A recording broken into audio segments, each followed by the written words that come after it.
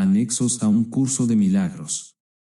Los anexos, psicoterapia, propósito, proceso y práctica, y el canto de la oración, fueron recibidos de la misma manera por la escriba de un curso de milagros, la doctora Helen Schucman, y ambos son una ampliación de sus principios.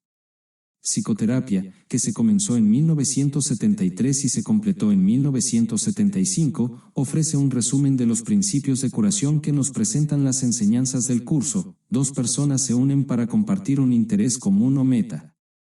Aunque ostensiblemente escrito para psicoterapeutas, cualquier persona que lo lea puede beneficiarse de sus enseñanzas.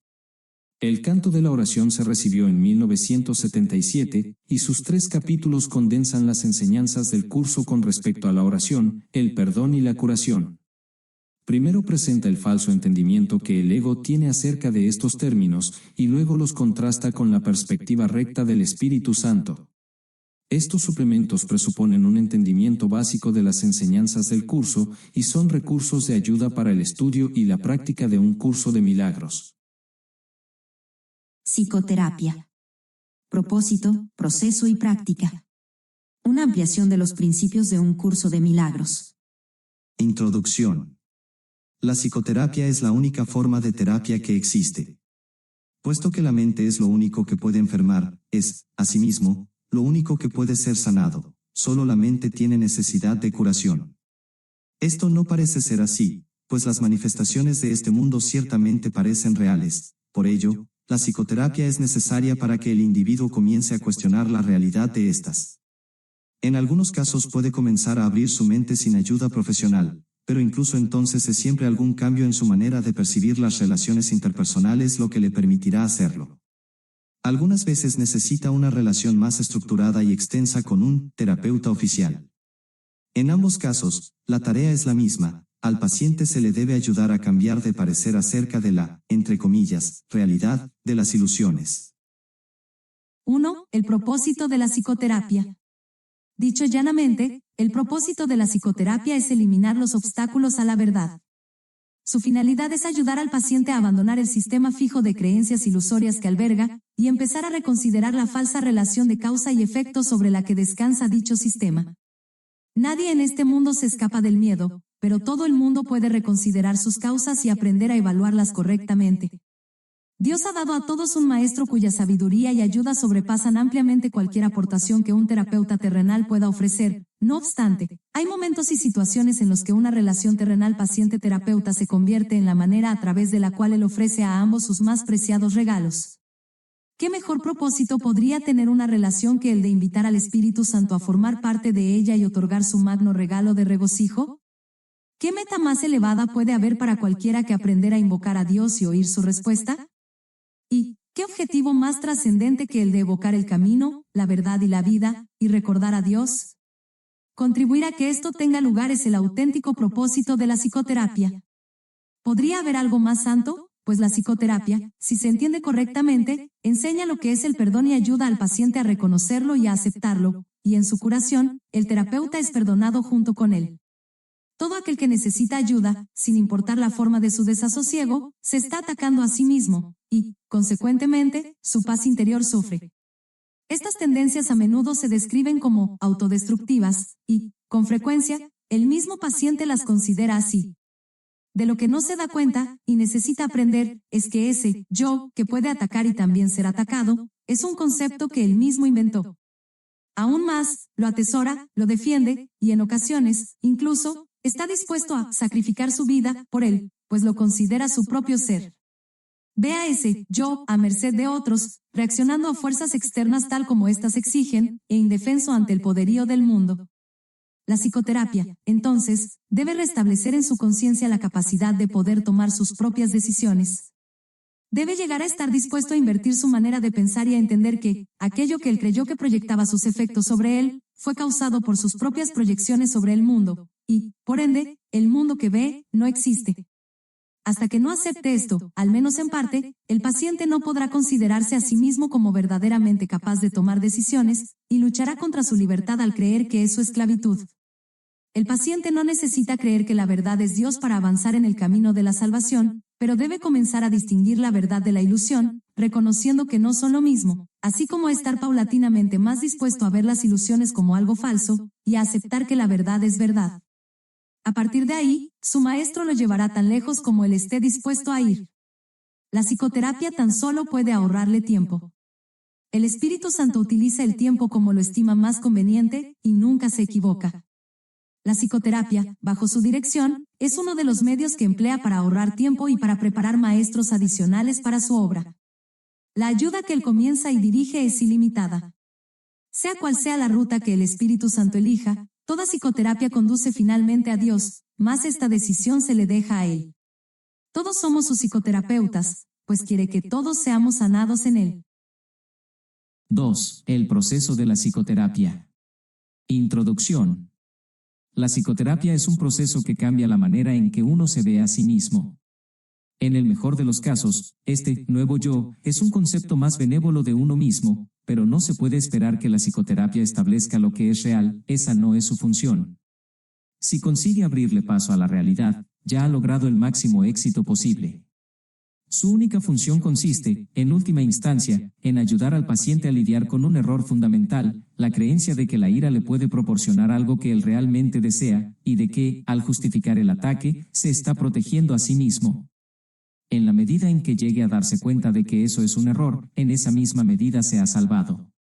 Los pacientes no inician una relación terapéutica con este objetivo en mente, por el contrario, tales conceptos significan muy poco para ellos o no necesitarían ayuda. Su meta es conservar el concepto que tienen de sí mismos intacto, pero sin el sufrimiento que ello conlleva. Todo su equilibrio descansa sobre la creencia de mente de que esto es posible, y como para la mente sana es claramente imposible, lo que andan buscando es magia. En la ilusión lo imposible se consigue fácilmente, pero solo a costa de hacer las ilusiones reales. El paciente ya ha pagado ese precio y ahora quiere una ilusión, entre comillas, mejor. Al comienzo, pues, la meta del paciente y la del terapeuta son divergentes. Tanto terapeuta como paciente pueden abrigar conceptos falsos de sí mismos, pero aún así, sus respectivas percepciones sobre lo que constituye una, entre comillas, mejora, no pueden sino diferir. El paciente espera aprender cómo lograr los cambios que desea, pero sin alterar de manera significativa el concepto que tiene de sí mismo. De hecho, espera que este concepto se estabilice lo suficiente para poder incluir dentro del mismo los poderes mágicos que busca en la psicoterapia. Desea volver invulnerable lo vulnerable e ilimitado lo finito. El yo que ve es su Dios, y lo único que procura es servirle de la mejor manera posible. El terapeuta, no importa cuán sincero pueda ser, debe querer cambiar el concepto que el paciente tiene de sí mismo de alguna manera que él considere real. La tarea de la terapia es reconciliar estas diferencias. Con suerte, ambos aprenderán a abandonar sus metas originales, pues solo en las relaciones puede encontrarse la salvación, si bien al comienzo es inevitable que, tanto pacientes como terapeutas, acepten por igual metas poco realistas que no están completamente libres de matices mágicos. Finalmente, dichas metas se abandonarán en las mentes de ambos. Primero, los límites de la psicoterapia. El resultado ideal, no obstante, rara vez se alcanza. La terapia comienza con el descubrimiento de que la curación tan solo puede tener lugar en la mente, y quienes ya creen esto se unen en el proceso psicoterapéutico. Puede que no lleguen mucho más lejos, pues nadie aprende más de lo que está dispuesto a aprender. Sin embargo, los niveles de buena disposición cambian, y cuando el terapeuta o el paciente ha alcanzado el siguiente nivel, se le ofrece una relación que se ajusta a su nueva necesidad. Tal vez se vuelvan a encontrar de nuevo y sigan adelante en la misma relación, haciéndola más santa, o quizá cada uno de ellos adquiera un nuevo compromiso. Una cosa es segura, los dos progresarán. Los retrocesos son temporales. La dirección general es siempre una de progreso hacia la verdad. La psicoterapia, de por sí, no puede ser creativa. Uno de los errores que el ego fomenta es que él es capaz de un verdadero cambio y, por lo tanto, de verdadera creatividad. Cuando hablamos de la, entre comillas, ilusión salvadora, o del sueño final, no es eso lo que queremos decir, si bien aquí radica la última defensa del ego. La resistencia es su manera de ver las cosas, su interpretación del progreso y del crecimiento. Estas interpretaciones son necesariamente erróneas, puesto que son ilusorias. Los cambios que el ego procura no son realmente cambios, son solo sombras más profundas, o tal vez diferentes patrones de nubosidad, mas lo que está hecho de nada no puede calificarse como algo nuevo o diferente. Las ilusiones son ilusiones, la verdad, verdad. La resistencia, como se define aquí, puede ser un rasgo típico, tanto del terapeuta como del paciente. En cualquier caso, limita la psicoterapia porque restringe sus miras. El Espíritu Santo no puede luchar contra las intrusiones del ego en el proceso terapéutico, pero esperará, y su paciencia es infinita, su meta es por siempre completamente indivisa. Sean cuales fueren las resoluciones a las que arriben paciente y terapeuta con respecto a sus propias metas divergentes, no podrán reconciliarse completamente cual uno solo hasta que se unan a la meta del Espíritu Santo. Solo entonces acaba todo conflicto, pues solo entonces puede haber certeza. De manera ideal, la psicoterapia consiste en una serie de encuentros santos en los que dos hermanos se encuentran para bendecirse y recibir la paz de Dios. Llegará un día en que esto sea así para todo paciente sobre la faz de la tierra, pues, ¿quiénes sino pacientes podrían haber venido aquí? El terapeuta es solo un maestro de Dios un poco más especializado. Aprende enseñando, y cuanto más avanzado, más enseña y más aprende. Sea cual sea la fase en la que se encuentre, habrá pacientes que lo necesitarán tal como es, pues no pueden asimilar más de lo que por el momento él puede dar, no obstante, tanto ellos como él, finalmente hallarán la cordura. Segundo, el lugar de la religión en la psicoterapia. Para ser un maestro de Dios no es necesario ser religioso ni de alguna manera conmensurable creer en Dios, es necesario, no obstante, enseñar perdón en lugar de condenación. Ni siquiera en esto se requiere total consistencia, pues cualquiera que hubiese llegado a ese punto podría enseñar lo que es la salvación en un instante y sin una sola palabra. Sin embargo, quien lo ha aprendido todo no necesita un maestro, y quien ha sanado no necesita un terapeuta. Las relaciones personales siguen siendo el templo del Espíritu Santo, y con el tiempo, se perfeccionarán y serán restituidas a la eternidad. La religión institucionalizada no ocupa ningún lugar en la psicoterapia, pero tampoco tiene un auténtico lugar en la religión. En este mundo existe una tendencia asombrosa a unir palabras contradictorias en un mismo término sin percibir la contradicción en absoluto. Tratar de institucionalizar la religión es un intento tan obvio, por parte del ego, de reconciliar lo irreconciliable, que no merece que nos extendamos en ello aquí. La religión es experiencia, la psicoterapia también lo es. En sus niveles más elevados se vuelven una. Ninguna es verdad en sí misma, si bien ambas pueden conducir a la verdad. ¿Qué se necesita hacer para encontrar la verdad, que sigue siendo perfectamente obvia, sino eliminar los aparentes obstáculos a la verdadera conciencia? Nadie que aprenda a perdonar puede dejar de recordar a Dios. El perdón, pues, es todo lo que se necesita enseñar, ya que es todo lo que es necesario aprender. Todos los obstáculos al recuerdo de Dios son formas de falta de perdón, y eso es todo. Esto nunca le resulta obvio al paciente, y muy rara vez al terapeuta. El mundo ha aglutinado todas sus fuerzas en contra de esta toma de conciencia, pues en ella radica el fin del mundo y todo lo que éste representa. Tener conciencia de Dios no constituye una meta razonable para la psicoterapia. Esta llegará cuando se complete la psicoterapia, pues allí donde se ha alcanzado el perdón, la verdad no puede sino llegar. Sería injusto en verdad que se tuviera que creer en Dios para que la terapia tuviese éxito. Creer en Dios no es realmente un concepto significativo, puesto que a Dios solo puede conocérsele. Creer implica que es igualmente posible no creer, mas tener conocimiento de Dios no tiene un verdadero opuesto.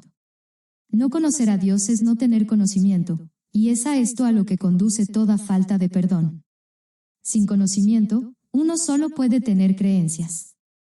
Hay diferentes recursos de aprendizaje para diferentes clases de personas.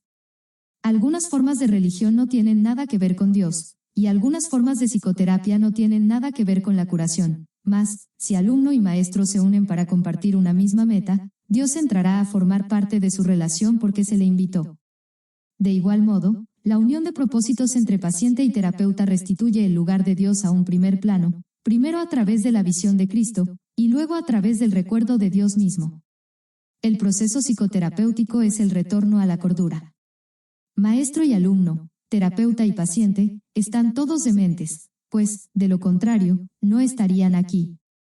Juntos pueden hallar una salida, pues nadie encuentra la cordura solo. Si la curación es una invitación que se le hace a Dios para que entre a su reino, ¿qué importa la manera como está escrita la invitación? ¿Qué importa el papel, la tinta o el bolígrafo? ¿O no es acaso quien escribe y hace la invitación lo que realmente importa? Dios acude a quienes desean restaurar su mundo, pues han encontrado la manera de invocarle. Siempre que dos se unen, allí está Él.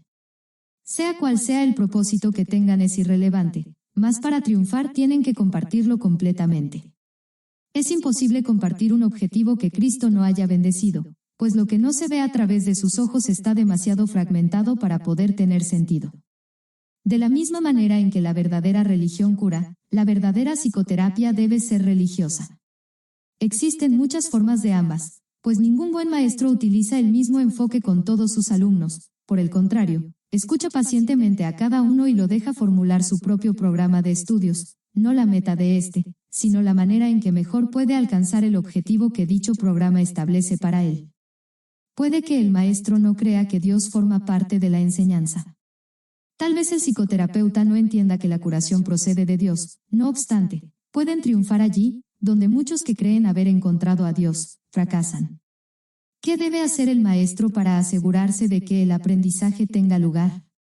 ¿Qué debe hacer el terapeuta para que la curación se dé? Solo una cosa, el mismo requisito que la salvación le pide a todo el mundo. Cada uno debe compartir una meta con alguien más para, de ese modo, perder todo sentido de intereses separados. Solo al hacer esto es posible trascender los estrechos límites que el ego quiere imponerle al yo. Solo al hacer esto pueden, maestro y alumno, terapeuta y paciente, o podemos tú y yo, aceptar la expiación y aprender a darla tal como fue recibida. La comunión es imposible si se está solo. Nadie que permanezca separado puede recibir la visión de Cristo. Esta se le ofrece, pero él no puede extender su mano para recibirla. Que se aquiete y reconozca que la necesidad de su hermano es su necesidad, que la satisfaga como si fuese la suya propia, y que vea que ambas se satisfacen cual una sola, porque, en efecto, lo son. ¿Qué es la religión sino un recurso para ayudarle a ver esto? ¿Y qué es la psicoterapia sino una ayuda que lo lleva a esa misma comprensión? 8 es la meta lo que hace que estos procesos sean el mismo, pues son uno en propósito, y, por ende, no pueden sino ser uno en los medios. Tercero. El papel del psicoterapeuta. El psicoterapeuta es un líder en el sentido de que camina ligeramente por delante del paciente y lo ayuda a evitar algunos de los escollos del camino advirtiéndolos primero.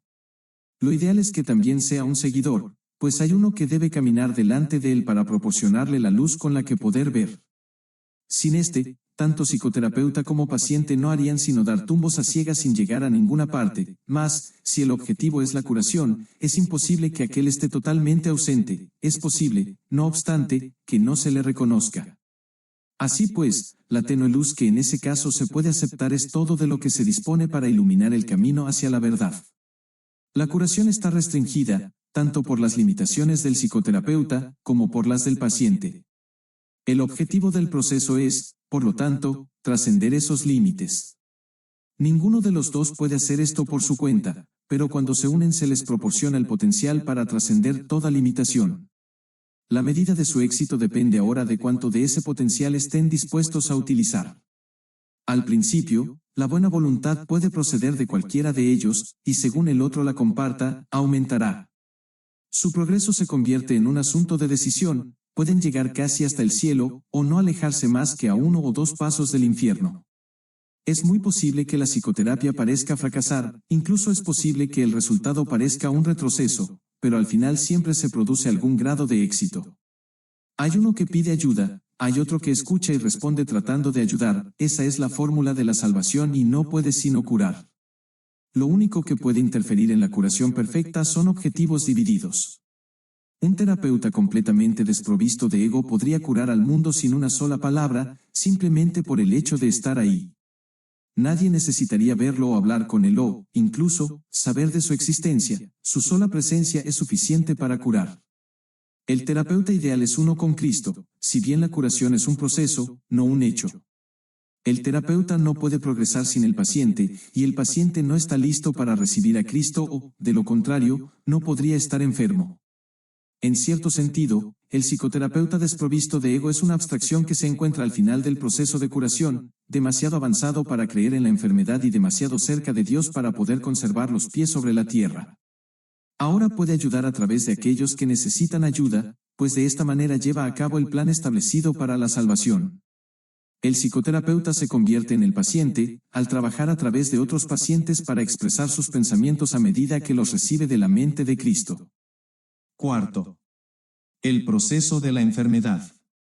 De la misma manera en que toda terapia es psicoterapia, del mismo modo toda enfermedad es enfermedad mental. Es un juicio acerca del Hijo de Dios, y todo juicio es una actividad mental. Un juicio es una decisión que se toma una y otra vez contra la creación y su creador, es la decisión de percibir al universo como tú lo habrías creado. Es decidir que la verdad puede mentir y que es una mentira. ¿Qué otra cosa, entonces, puede ser la enfermedad, sino una expresión de aflicción y culpa? ¿Y por qué sollozaría a alguien sino por su inocencia? Una vez que al Hijo de Dios se le considera culpable, la enfermedad es inevitable. Es lo que ha pedido y, por ende, es lo que recibirá. Todos los que piden enfermedad se han condenado a sí mismos a buscar remedios que no los pueden ayudar, pues han depositado su fe en la enfermedad y no en la salvación. No hay nada que un cambio de mentalidad no pueda hacer, pues todas las cosas externas no son sino sombras de una decisión ya tomada. Si se cambia la decisión, ¿cómo podría su sombra no cambiar? La enfermedad no es más que la sombra de la culpa, grotesca y fea, puesto que imita la deformidad. Si una deformidad se ve como real, ¿cómo podría su sombra no ser deforme? Una vez que se ha decidido que la culpa es real, el descenso al infierno sigue paso a paso su inevitable trayectoria. La enfermedad, la muerte y la miseria fustigan ahora la tierra en implacables oleadas, a veces simultáneamente, y otras en siniestra sucesión. Todas estas cosas, no obstante, por muy reales que puedan parecer, son solo ilusiones. ¿Quién podría tener fe en ellas una vez que ha entendido esto? ¿Y quién podría no tener fe en ellas hasta que lo entienda? La curación es terapia o corrección, y como ya hemos dicho y volveremos a repetir, toda terapia es psicoterapia. Curar al enfermo no es sino ofrecerle este entendimiento. La palabra, cura, ha caído en desprestigio entre los, entre comillas, terapeutas más respetables del mundo, y con toda razón, pues ninguno de ellos puede curar, y ninguno de ellos entiende lo que es la curación. En el peor de los casos, le otorgan realidad al cuerpo en sus propias mentes, y una vez que han hecho esto, apelan a la magia para curar los males con las que sus mentes dotaron al cuerpo. ¿Cómo podría este proceso curar? Es ridículo de principio a fin, mas, una vez comenzado, del mismo modo ha de concluir. Es como si Dios fuese el diablo y fuera necesario encontrarle en el mal. ¿Cómo podría haber amor ahí? ¿Y cómo podría lo enfermo curar? ¿No son acaso estas dos preguntas una y la misma? En el mejor de los casos, es posible que los, entre comillas, sanadores del mundo, y el término, sanadores, tal vez sea cuestionable aquí, lleguen a reconocer que la mente es la fuente de la enfermedad, pero su error estriba en la creencia de que la mente puede sanarse a sí misma. Esto tiene algún mérito en un mundo donde el concepto de grados de error tiene sentido, no obstante, sus curas siguen siendo provisionales o bien puede surgir otra enfermedad, pues mientras no se comprenda el significado del amor, la muerte no se ha superado. ¿Quién podría comprender el significado del amor sin la palabra de Dios que Él le dio al Espíritu Santo para que fuese su regalo para ti? Cualquier clase de enfermedad puede definirse como el resultado de verse uno a sí mismo débil, vulnerable, malvado y en peligro, y, por ende, en constante necesidad de defensa. Sin embargo, si el yo fuera realmente así, cualquier defensa sería inútil.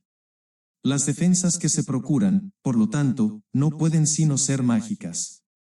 Deben superar todos los límites percibidos en uno mismo, y, simultáneamente, forjar un nuevo concepto propio en el que el antiguo no tenga cabida.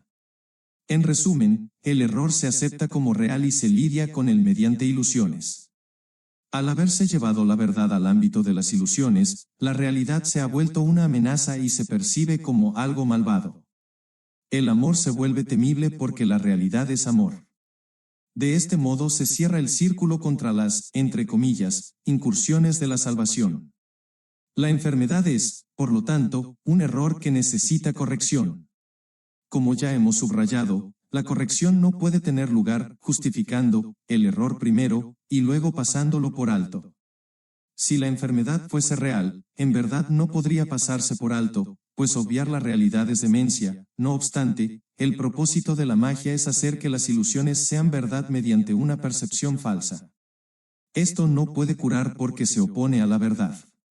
Tal vez una ilusión de salud sustituya la ilusión de enfermedad por un breve periodo, mas no perdurará. Las ilusiones no pueden ocultar el miedo por mucho tiempo, pues este forma parte de ellas, escapará y adoptará otra forma, al ser la fuente de todas las ilusiones. La enfermedad es demencia porque toda enfermedad es enfermedad mental, y en esto no hay grados. Una de las ilusiones que hace que la enfermedad se perciba como real, es la creencia de que puede variar de intensidad, que el grado de amenaza es distinto según la forma que adopte. En esto radica la base de todos los errores, pues todos ellos no son más que intentos de transigir, al ver solo una pequeña parte del infierno. Esto es una burla tan ajena a Dios que por siempre ha de ser inconcebible, pero los dementes lo creen porque están locos. Un loco defiende sus ilusiones porque ve en ellas su salvación, por lo tanto, atacará a todo aquel que trate de salvarlo de ellas, al creer que está siendo atacado por él. Este curioso círculo de ataque, defensa es uno de los problemas más difíciles que debe enfrentar el psicoterapeuta. De hecho, esa es su tarea principal, la esencia de la psicoterapia. Al terapeuta se le ve como alguien que está atacando la posesión más preciada del paciente, su imagen propia, y puesto que esta imagen se ha convertido en la seguridad del paciente tal como él la ve, el terapeuta no puede sino ser percibido como una verdadera fuente de peligro, que hay que atacar e incluso matar. El psicoterapeuta, pues, tiene una enorme responsabilidad, debe hacer frente al ataque sin atacar, y, por consiguiente, sin defenderse. Su tarea consiste en demostrar que las defensas no son necesarias y que la indefensión es fortaleza. Esa debe ser su enseñanza si quiere que su lección sea que la cordura es seguridad. No puede hacerse suficiente hincapié en el hecho de que el demente cree que la cordura es una amenaza. Este es el corolario del, entre comillas, pecado original, la creencia de que la culpa es real y de que está plenamente justificada. Por lo tanto, la función del psicoterapeuta consiste en enseñar que la culpa, al ser irreal, no tiene justificación ni ofrece seguridad alguna, por consiguiente, siempre será indeseable además de irreal. Esta única doctrina de la salvación es la meta de toda terapia, pues alivia la mente de la insensata carga de culpa que tan fatigosamente arrastra, y de este modo, la curación se logra. No se cura al cuerpo, simplemente se le reconoce como lo que es. Si se percibe correctamente, se puede entender su propósito. ¿Qué necesidad hay, entonces, de enfermedad? Con este único cambio, todo lo demás vendrá por añadidura. No hay necesidad de complicados cambios. No hay necesidad de largos análisis ni de discusiones o búsquedas fatigosas. La verdad es simple, al ser una y la misma para todos. Quinto. El proceso de curación. Aun cuando la verdad es simple, de todas maneras se les debe enseñar a quienes han perdido el rumbo en interminables laberintos de complejidad. Esa es la gran ilusión. En su estela surge inevitablemente la creencia de que, para estar a salvo uno, debe controlar lo desconocido. Esta extraña creencia depende de ciertas pautas que nunca llegan hasta la conciencia. En primer lugar, se produce debido a la creencia de que existen fuerzas que se deben vencer para que uno pueda incluso estar vivo, y luego parece como si esas fuerzas solo se pudiesen mantener a raya mediante un inflado sentido de uno mismo que mantenga oculto lo que en realidad se siente, y procurando elevar las ilusiones a la luz. Recordemos que quienes acuden a nosotros en busca de ayuda están severamente atemorizados. Lo que creen que los ayudará, les hará daño, lo que creen que les hará daño, es lo único que los puede ayudar. El progreso se vuelve imposible hasta que el paciente es persuadido para cambiar completamente su tergiversada manera de ver el mundo, su tergiversada manera de verse a sí mismo. La verdad es simple, no obstante, debe enseñarse a quienes creen que los pondría en peligro. Debe enseñarse a quienes atacan cuando se sienten amenazados, y a quienes, por encima de todo, necesitan la lección de la indefensión para mostrarles lo que es la fortaleza. Si este mundo fuera ideal, tal vez podría haber una terapia ideal. En un estado ideal, no obstante, la terapia no tendría ningún propósito. Hablamos de una enseñanza ideal en un mundo en el que el maestro perfecto no podría permanecer por mucho tiempo, y el perfecto psicoterapeuta es tan solo el tenue destello de un pensamiento aún no concebido. De todas maneras, hablamos de lo que se puede hacer para ayudar a los dementes dentro de los límites de lo posible. Mientras estén enfermos, se les puede y se les debe ayudar. No se le pide más que eso a la psicoterapia, ni es digno del terapeuta dar menos de todo lo que tiene para dar, pues Dios mismo le ofrece su hermano para que sea su salvador del mundo. La curación es santa. No hay nada más santo en este mundo que ayudar a quien pide ayuda. Este intento, aunque sea limitado, aunque carezca de sinceridad, lleva a ambos muy cerca de Dios. Donde dos se unen para lograr la curación, allí está Dios, y Él ha garantizado que en verdad los escuchará y les responderá. Pueden estar seguros de que la curación es un proceso que Él dirige, porque se rige de acuerdo con su voluntad. Disponemos de su palabra para que nos guíe, mientras procuramos ayudar a nuestros hermanos.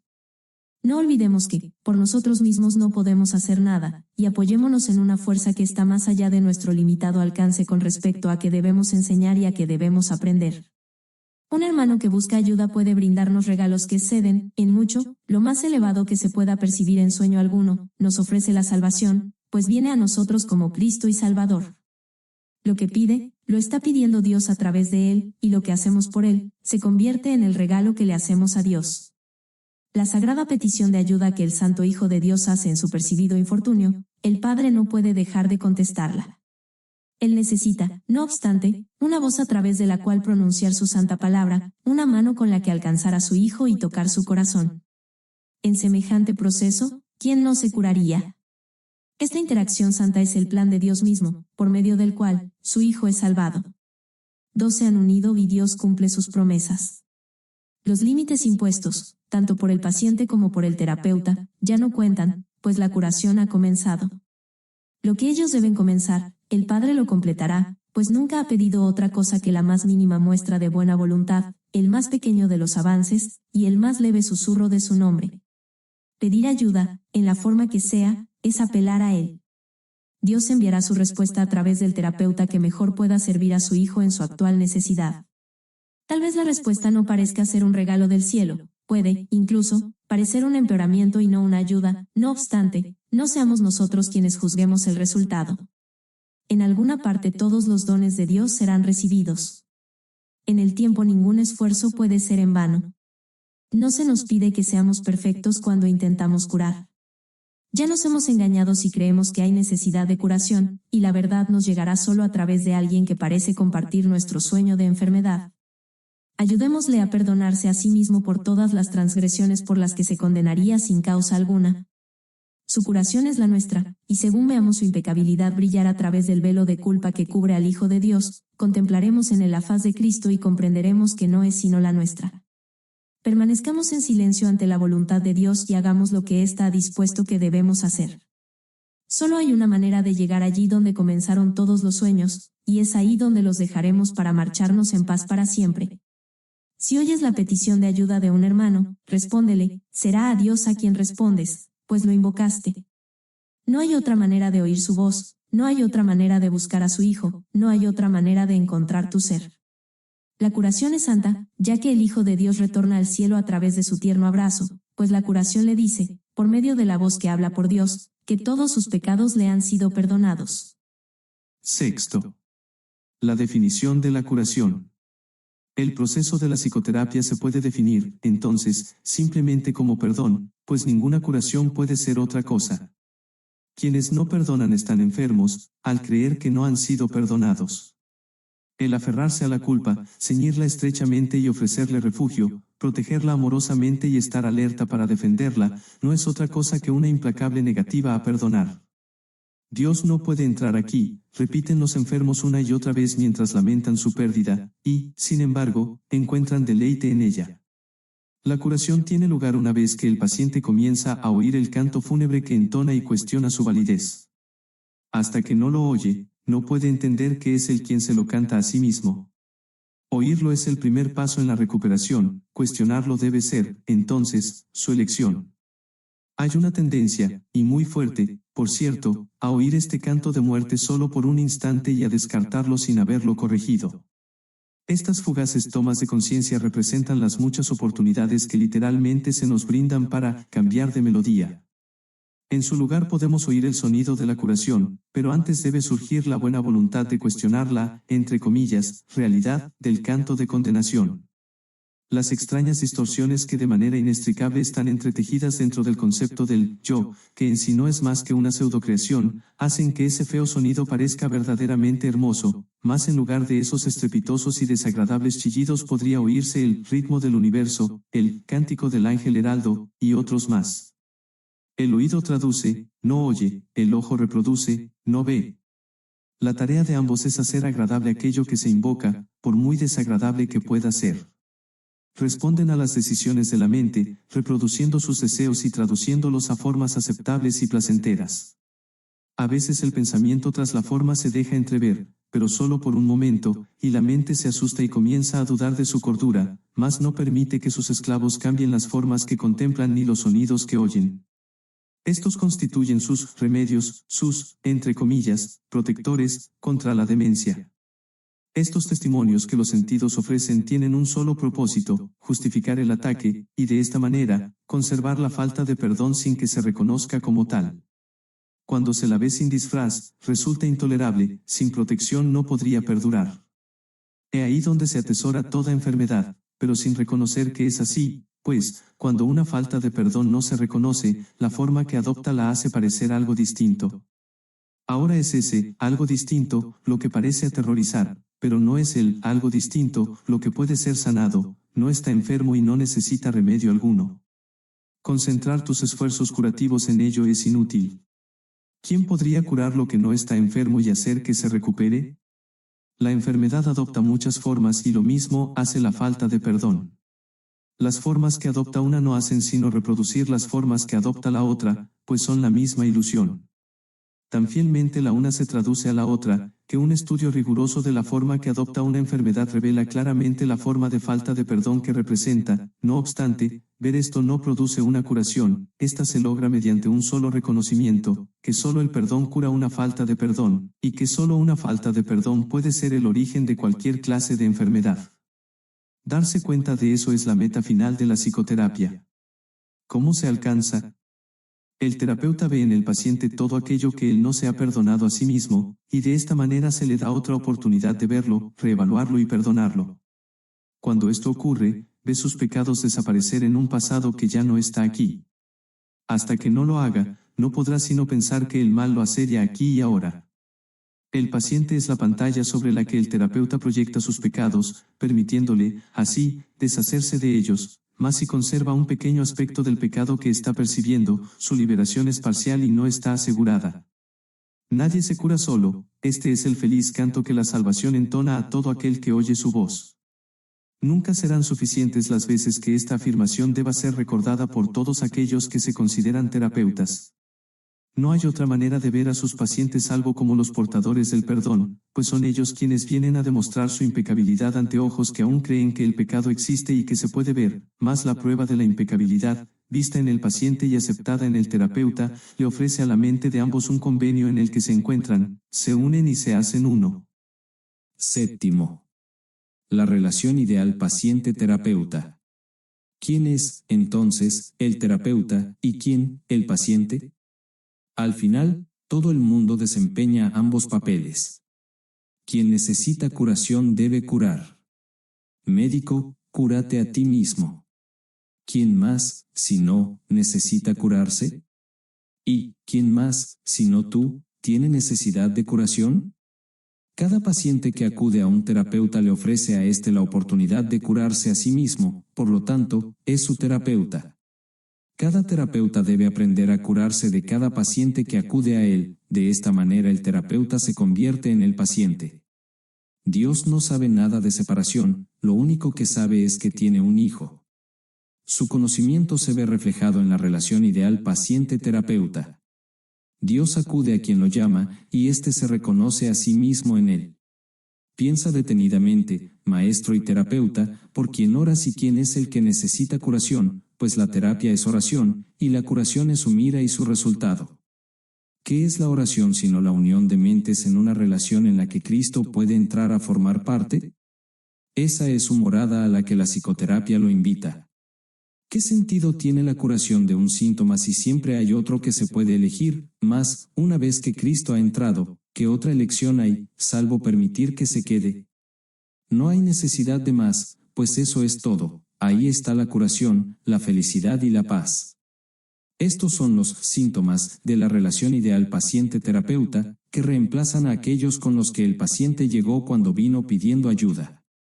El proceso que realmente tiene lugar en esa relación es uno en el que el terapeuta le dice a su paciente, de todo corazón, que todos sus pecados le han sido perdonados junto con los suyos propios.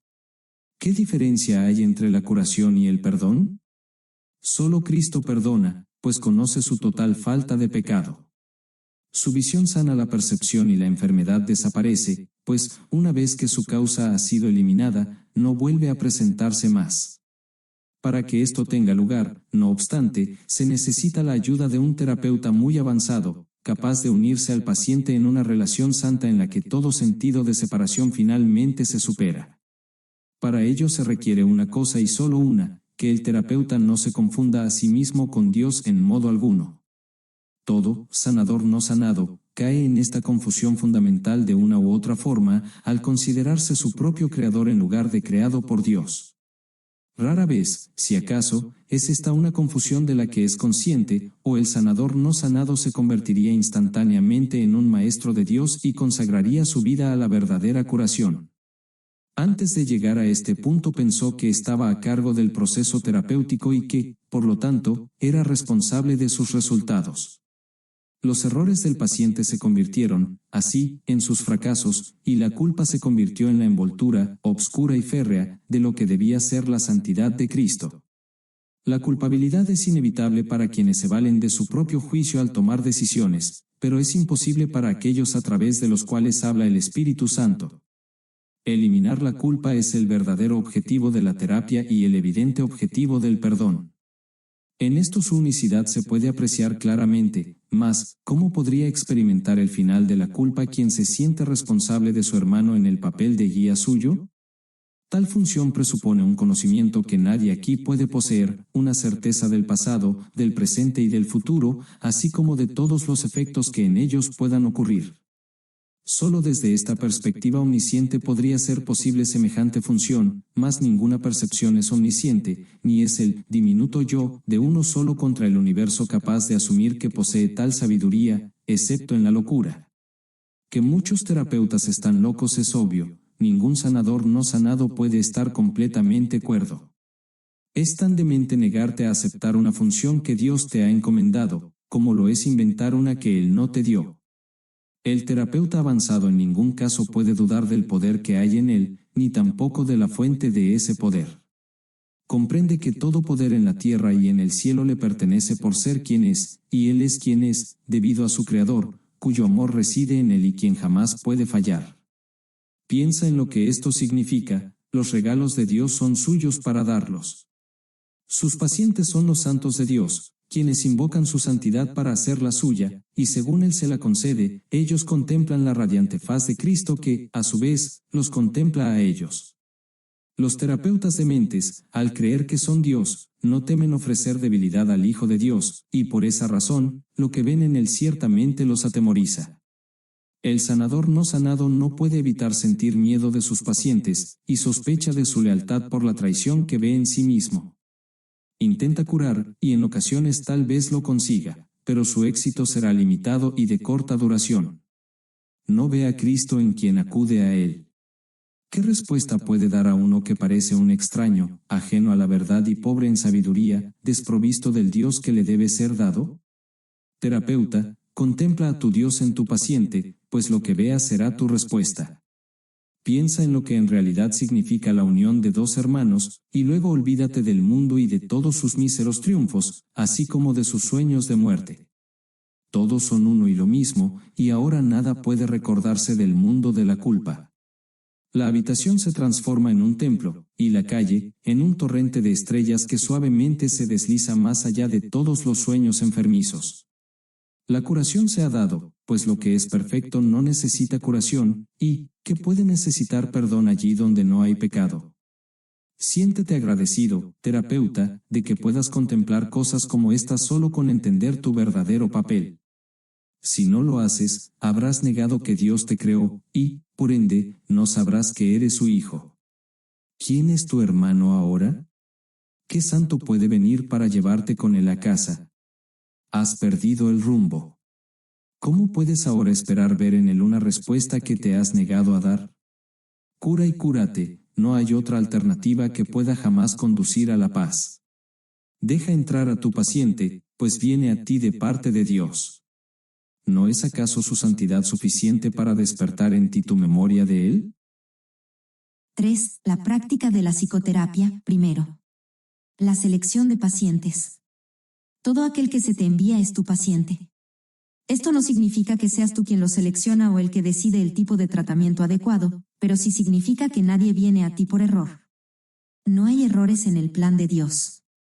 Sería un error, no obstante, presumir que sabes lo que debe ofrecérsele a todo aquel que acude a ti, no es a ti a quien corresponde tomar esa decisión.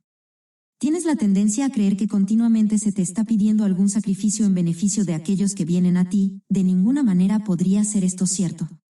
Exigir que te sacrifiques es exigirle un sacrificio a Dios, y Él no sabe nada de sacrificios. ¿Quién podría pedirle a lo perfecto que sea imperfecto? ¿Quién decide, entonces, lo que cada hermano necesita? Obviamente no tú, que aún no reconoces quién es aquel que pide. Si escuchas, hay algo en el que te lo dirá, y esa es la respuesta, escuchar. No hagas exigencias, no decidas nada ni hagas ningún sacrificio. Solo escucha, lo que oyes es cierto. ¿Te enviaría Dios su Hijo si no estuviera seguro de que reconocería sus necesidades? Piensa en lo que Dios te está diciendo, Él necesita tu voz para que hable por Él. ¿Podría haber algo más santo? ¿O un mayor regalo para ti? ¿Preferirías decidir quién es Dios, o mejor escuchar la voz de aquel que es Dios en ti? Tus pacientes no necesitan estar físicamente presentes para que les sirvas en nombre de Dios. Esto puede ser difícil de recordar, pero Dios no va a dejar que los regalos que te ha dado se limiten a los pocos que, en efecto, ves, también puedes ver otros, pues la visión no se limita a los ojos del cuerpo. Hay quienes no necesitan tu presencia física, pero te necesitan tanto o incluso más en el instante en que te son enviados. Los reconocerás en la forma que sea más útil para ellos y para ti. No importa cómo lleguen, serán enviados en la manera que resulte más beneficiosa, un nombre, un pensamiento, una imagen, una idea o tal vez simplemente una sensación de que te conectas con alguien en alguna parte. La unión está en manos del Espíritu Santo, no puede dejar de darse. Un terapeuta santo, un maestro de Dios avanzado, jamás olvida una cosa, no fue él quien elaboró el programa de estudios de la salvación ni el que estableció su papel dentro del mismo. Se da cuenta de que su parte es necesaria para el todo y que, a través de ella, reconocerá el todo cuando la haya cumplido. Entretanto, debe aprender, y sus pacientes son el medio que se le ha provisto para ello. ¿Qué otra cosa sino gratitud podría sentir por ellos y hacia ellos? Traen a Dios consigo. ¿Rechazaría este regalo por una minucia o le cerraría la puerta al Salvador del mundo para dejar entrar un fantasma? Que no traicione al Hijo de Dios. Quien lo llama está más allá de su comprensión, mas, ¿cómo no se iba a alegrar de poder responder, cuando solo así puede oír la llamada y entender que es la suya propia? Segundo, ¿es la psicoterapia una profesión? Estrictamente hablando, la respuesta es no. ¿Cómo podría considerarse exclusiva una profesión que todo el mundo desempeña? ¿Qué límites podrían imponérsele a una interacción en la que cada uno es, a la vez, paciente y terapeuta, en toda relación de la que forma parte? Desde un punto de vista práctico, se puede decir que hay algunas personas que se dedican fundamentalmente a una u otra forma de curación como su tarea principal, y es a ellos a quienes un gran número de personas acude en busca de ayuda. Esta es, en efecto, la práctica de la terapia. Ellos son, por consiguiente, los ayudantes oficiales. están dedicados a satisfacer ciertas clases de necesidad en sus actividades profesionales, aunque pueden ser maestros mucho más capaces fuera de ellas. No necesitan, evidentemente, pautas específicas, pero se les puede pedir que utilicen ciertas aplicaciones de los principios generales que rigen la curación. En primer lugar, el terapeuta profesional se encuentra en una posición idónea para demostrar que no hay grados de dificultad en la curación. No obstante, para poder hacer esto necesita un adiestramiento especial, puesto que el aprendizaje mediante el cual se convirtió en terapeuta, probablemente le enseñó poco o nada acerca de los verdaderos principios de la curación. De hecho, probablemente le enseñó cómo imposibilitarla. La mayoría de las enseñanzas del mundo siguen un programa de estudios en cómo juzgar, con miras a hacer del terapeuta un juez. Aún de eso se puede valer el Espíritu Santo y lo hará a la menor invitación. El sanador no sanado puede ser arrogante, egoísta, indiferente e incluso deshonesto. Puede no estar interesado en la curación como su meta principal, pero algo le sucedió, no importa cuán leve pudo haber sido, ni cuán equivocada la dirección que pudo haber elegido. Cuando decidió ser un sanador, ese algo es suficiente. Tarde o temprano ese algo despuntará y crecerá, un paciente tocará su corazón y el terapeuta silenciosamente le pedirá ayuda. Ha encontrado un terapeuta para sí mismo. Le ha pedido al Espíritu Santo que entre en la relación y la sane. Ha aceptado la expiación para sí mismo. Se dice que Dios contempló todo lo que había creado y lo declaró bueno. No, Él lo declaró perfecto y así fue. Dado que sus creaciones no cambian y son eternas, así es ahora. Sin embargo, es imposible que exista un terapeuta perfecto o un perfecto paciente. Ambos han tenido que negar su perfección, pues la misma necesidad que uno tiene por el otro implica un sentido de carencia. Una relación de uno a uno no es la relación una, no obstante, es el medio de retorno, el camino que Dios eligió para el regreso de su Hijo. En este extraño sueño debe adentrarse una extraña corrección, pues solo eso es la llamada a despertar. ¿Y qué otra cosa, si no, debe ser la terapia? Despierta y regocíjate, pues todos tus pecados te han sido perdonados. Este es el único mensaje que dos personas deberían siempre darse la una a la otra. Algo bueno debe resultar de todo encuentro entre paciente y terapeuta, y ese algo bueno se salvaguarda para los dos hasta el día en que ambos puedan reconocer que solo eso fue real en su relación. En ese momento se les devuelve, bendecido por el Espíritu Santo, como un regalo de parte de su Creador y como muestra de su amor, pues la relación terapéutica debe llegar a ser como la relación entre el Padre y el Hijo, no hay otra porque no hay nada más. Los terapeutas de este mundo no esperan ese resultado, y muchos de sus pacientes serían incapaces de aceptar su ayuda si ese fuera el caso. No obstante, ningún terapeuta establece realmente el objetivo de las relaciones de las que forma parte. Su comprensión comienza con este reconocimiento y se profundiza a partir de ahí. En el instante en que el terapeuta se olvida de juzgar al paciente es cuando tiene lugar la curación. Algunas relaciones jamás llegan a ese punto, aun cuando tanto paciente como terapeuta puedan cambiar de sueños en el proceso. Sin embargo, el sueño no será el mismo para ambos, y, por ende, no es el sueño de perdón en el que ambos despertarán algún día. Lo bueno se salvaguarda, de hecho, se atesora, pero es poco el tiempo que se ahorra.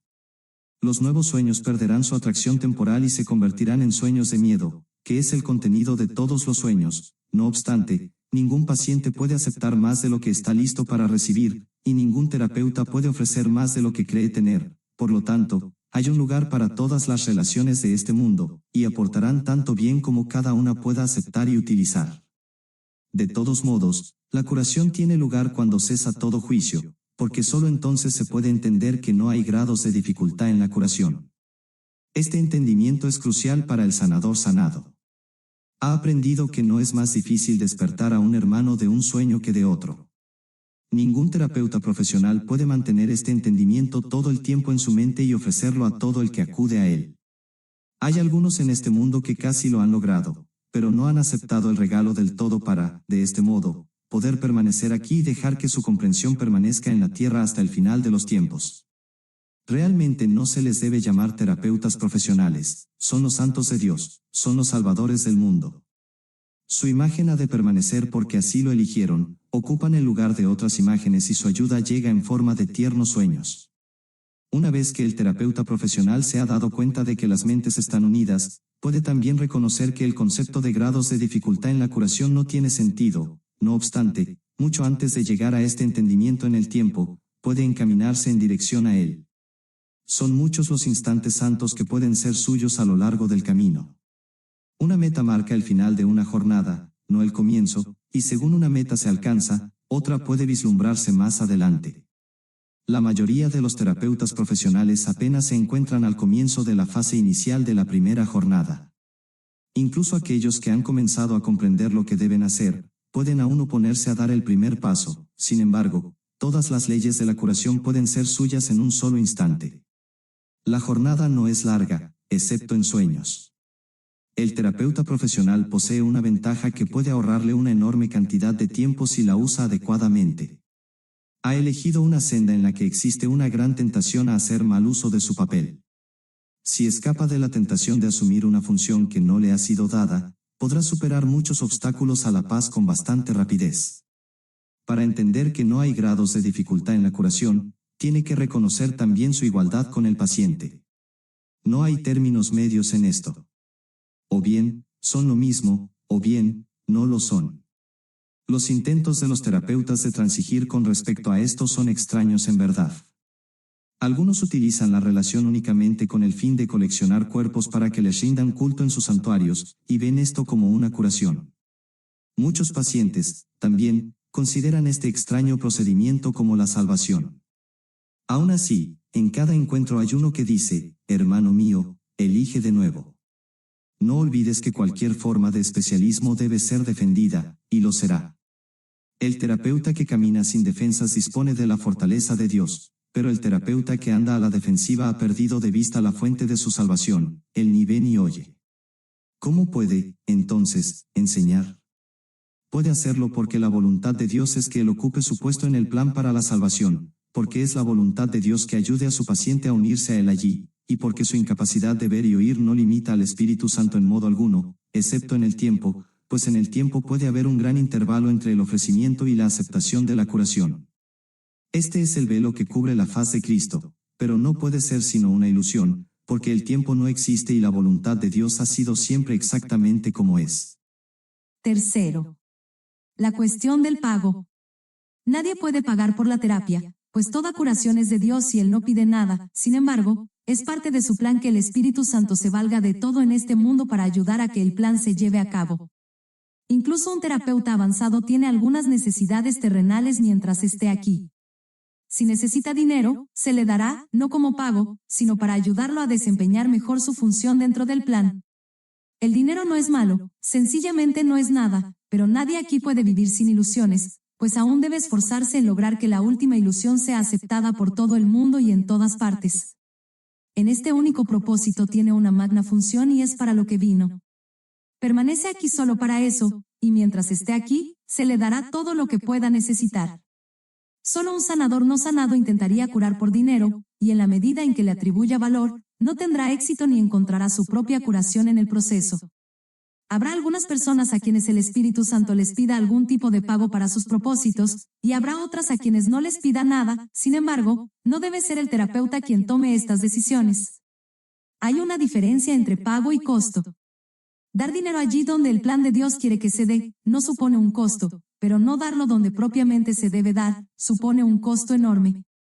El terapeuta que determina esto pierde el nombre de sanador, pues nunca podrá entender lo que es la curación, no puede darla, y, por ende, no puede gozar de ella. Los terapeutas de este mundo son ciertamente inútiles para la salvación del mundo. Hacen exigencias, por lo tanto, son incapaces de dar. Por lo único que los pacientes pueden pagar es por el intercambio de ilusiones, y por esto ciertamente se exige un pago, y el costo es enorme. Una relación comprada no puede ofrecer el único don mediante el cual se logra toda curación. El perdón, el único sueño del Espíritu Santo, no debe tener costo alguno, pues si lo tuviera, simplemente crucificaría al Hijo de Dios otra vez. ¿Puede ser así como se le perdona? ¿Puede ser esta la manera de poner fin al sueño de pecado? El derecho a vivir es algo por lo que nadie necesita luchar, se le ha prometido y está garantizado por Dios, por consiguiente, es un derecho que tanto terapeuta como paciente comparten por igual.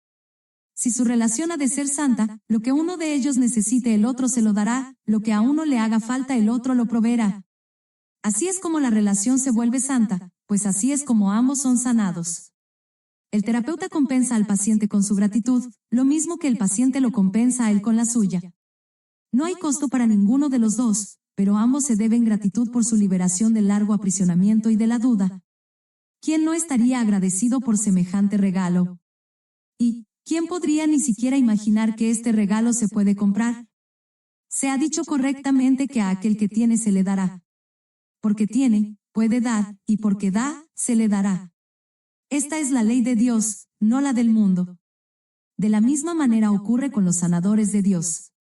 Ellos dan porque han oído su palabra y la han comprendido, y así, todo cuanto puedan necesitar se les proveerá, pero perderán esta comprensión a menos que recuerden que todo lo que tienen procede únicamente de Dios.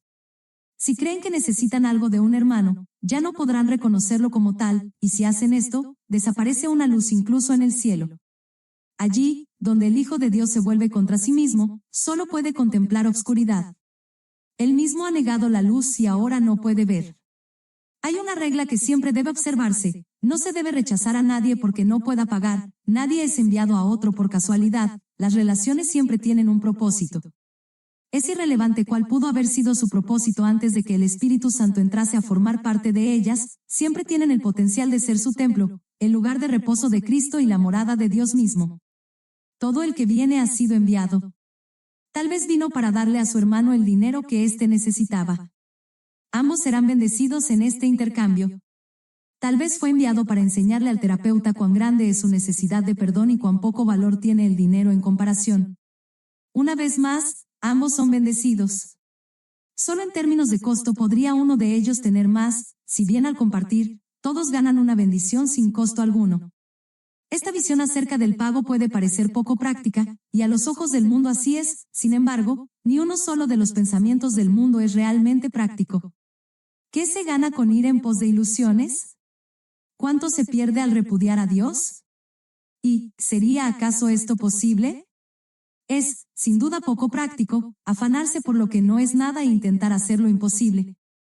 Detente, entonces, un momento, lo suficiente para pensar en esto. Tal vez has estado buscando la salvación, pero sin saber dónde. Sin embargo, quienquiera que sea quien te pida ayuda, puede mostrarte dónde encontrarla. ¿Qué mejor regalo se te podría dar? ¿Qué mejor regalo podrías dar? Médico, sanador, terapeuta, cúrate a ti mismo. Muchos vendrán a ti portando el don de la curación, si esta es tu elección. El Espíritu Santo jamás rehusará la invitación para entrar y morar contigo. Te dará infinitas oportunidades de abrir la puerta a tu salvación, pues tal es su función. También te dirá exactamente cuál es la tuya en toda circunstancia y en todo momento. Quienquiera que Él te envíe llegará a ti, tendiéndole la mano a su amigo. Permite que el Cristo en ti le dé la bienvenida, pues ese mismo Cristo mora igualmente en él. Niégale la entrada y habrás negado al Cristo en ti. Recuerda la triste historia del mundo y las felices nuevas de la salvación. Recuerda el plan de Dios para la restauración de la dicha y la paz, y no olvides cuán simples son los caminos de Dios. Estabas perdido en la oscuridad del mundo hasta que pediste la luz, y entonces Dios envió a su Hijo para que te la diera.